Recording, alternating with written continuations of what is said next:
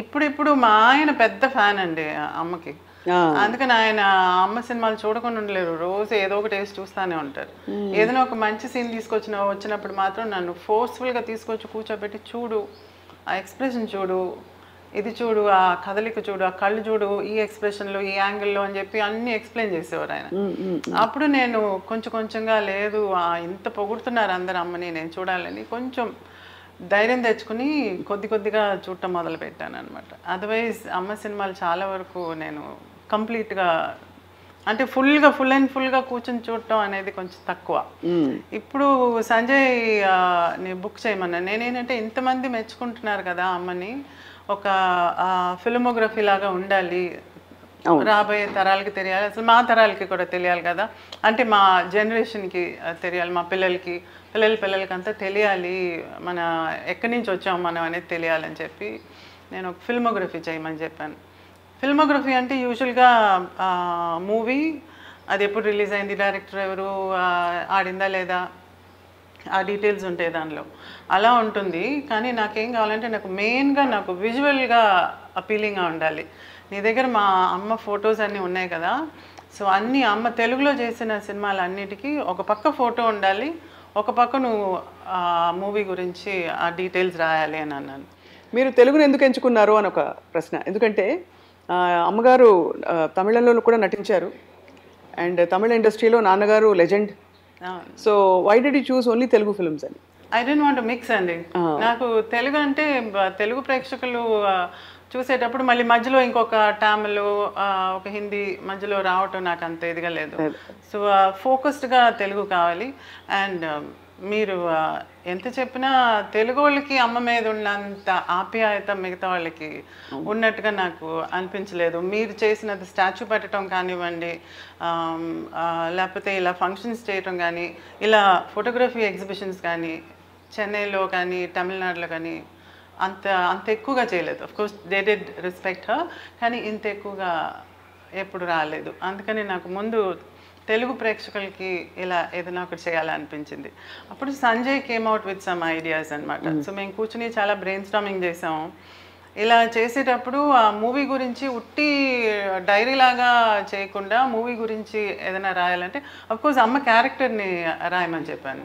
దానిలో డీటెయిల్స్ పెట్టి అమ్మ క్యారెక్టర్ రావాలి, అందులో అమ్మ క్యారెక్టర్కి ఉండే ఇంపార్టెన్స్ అది ఉండాలని చెప్పాను. కుంభకోణం నుంచి ఒక అతను తమిళ్లో ఒక బుక్ రాశారండి. 50 ఫిల్మ్స్ అమ్మది సెలెక్ట్ చేసి ఒక బుక్ రాశారు.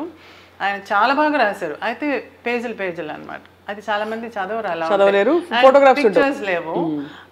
ఆ మూవీ రిలీజ్ అయినప్పుడు పోస్టర్ ఉంటుంది కదా, ఆ పోస్టర్ చిన్నదిగా వేసి పేరు వేసి అయితే చాలా బాగా రాశారు తమిళ్లో. అది చూసిన తర్వాత నాకు ఐడియా వచ్చింది, తెలుగులో అమ్మ సైడ్ నుంచి ఫోకస్ చేస్తూ రాస్తే బాగుంటుందని. అప్పుడు సంజయ్ అన్నాడు, నేను స్టోరీని కూడా తిప్పుతాను అమ్మ సైడ్ నుంచి తిప్పి రాస్తానంటే ఎక్కువ అయిపోతుంది కదా సంజయ్, చదవరా అన్నాను. లేదండి నేను అది బ్రీఫ్గానే చేస్తాను అని చెప్పి ఒక్కొక్క ఫిలిం చేసిన వెంటనే మాకు కాపీ పంపించేవారు. నేను అంత ఎక్కువగా తెలుగు చదవలేను, నేను చదవాలంటే ఇంకా 4 సంవత్సరాలు పడుతుంది ఇప్పుడు అది. అందుకని మా ఆయనతో చదివించేదాన్ని. అమ్మ నాకు ట్యూషన్ మాస్టర్ని పెట్టి తెలుగు నేర్పించింది, బట్ స్టిల్ పెద్దగా ఎక్కువగా చదవలేను. సో మా ఆయన పక్కన కూర్చుని ఒక 4-5 పంపించేవారు ఒక్కసారిగా. ఆ 4-5 ఒక్కసారిగా ఆయన చదివి నాకు వినిపిస్తుంటే నాకు అమ్మ ఎంత గొప్పదనేది సంజయ్ ద్వారా నాకు తెలుస్తుంది. అబ్బా. సో అంటే నేను చాలా కోణాలు ఆ మూవీస్లో చూస్తే కూడా సంజయ్ చూపించిన పాయింట్స్ అన్నీ నేను చాలా గమనించలేదు.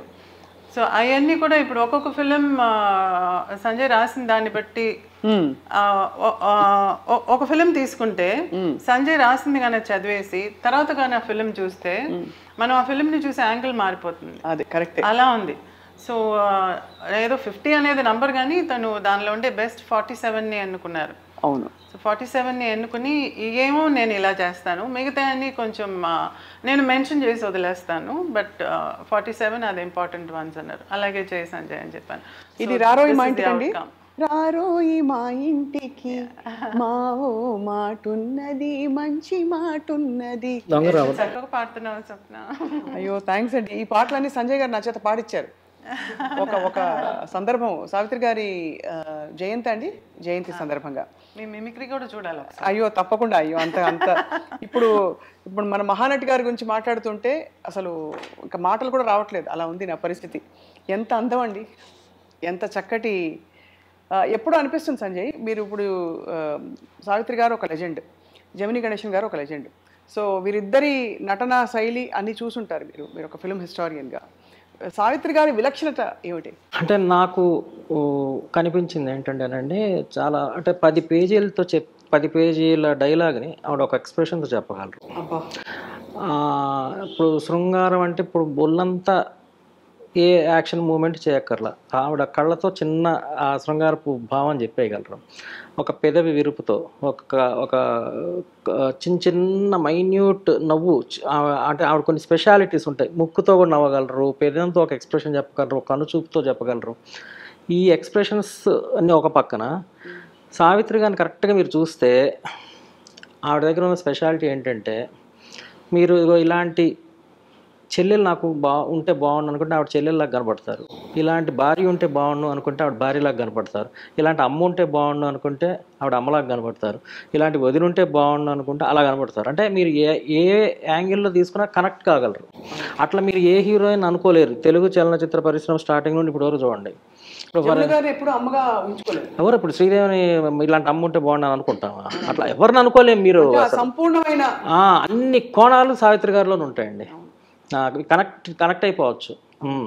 అది ఆవిడ గొప్పతనం. తర్వాత ఇన్ని ఏళ్ల తర్వాత కూడా అండి, అంటే ఇప్పుడు ఆవిడ 1950s 1960sలో హీరోయిన్. అప్పటి జనరేషన్ ఎంత అభిమానించారో దానికి మించి ఇప్పుడు జనరేషన్ అభిమానిస్తున్నారు. ఆవిడ చనిపోయే 40 years దాటింది. 40 years తర్వాత ఆంధ్ర రాష్ట్రంలో చాలా చోట్ల విగ్రహాలు పెడుతున్నారంటే చూడండి, అంటే ఆవిడ జీవించటానికే పుట్టారు, ఆవిడకి మరణం అంటూ లేదు. ఎందుకంటే ఇప్పుడు సావిత్రి గారు మరణించినప్పుడు మీకు ఐడియా ఉందో లేదో, అమ్మ 46. అప్పుడు ఆచార్య ఆత్రేయ గారు అంటే అందరు ప్రముఖులు వెళ్ళారు. అన్యాయం, అవును. అంటే ఒక పర్పస్ కోసం జన్మించారండి అంతే. అన్ని నటన అనేది చూపించేసి ఇంతకంటే లేదు అన్నప్పుడు అలసిపోయి ఇంకా బయలుదేరిపోయారు అనిపించింది. ఆ టైంలో ఆచార్య ఆత్రేయ గారు మీకు తెలుసు కదండి, మంచి గొప్ప లిరిసిస్ట్. ప్రెస్ వాళ్ళు వెళ్ళి అడిగారు ఆత్రేయ గారిని, అంటే సావిత్రి గారు మరణించారు కదా, మరి మీ అభిప్రాయం ఏంటి అని. ఆయన చెప్పకుండా 2 లైన్లు చెప్పారండి. ఒకటి, ఈ సావిత్రి మరణించదు, మరో సావిత్రి జన్మించదు, అంతే. అట్లానే ఆవిడకి మరణం లేని చూడండి, ఇవాటి వరకు కూడా ఆవిడ మీద సినిమాలు తీస్తున్నారు, విగ్రహాలు పెడుతున్నారు, పుస్తకాలు రాస్తున్నాం, సభలు నిర్వహిస్తున్నాం. How great she was. ఇప్పటికీ అది అంటే జన్మ అంటే అలా ఉండాలేమో అనిపిస్తుంది. అసలు ఎంత గొప్ప జన్మ అండి సావిత్రి గారిది.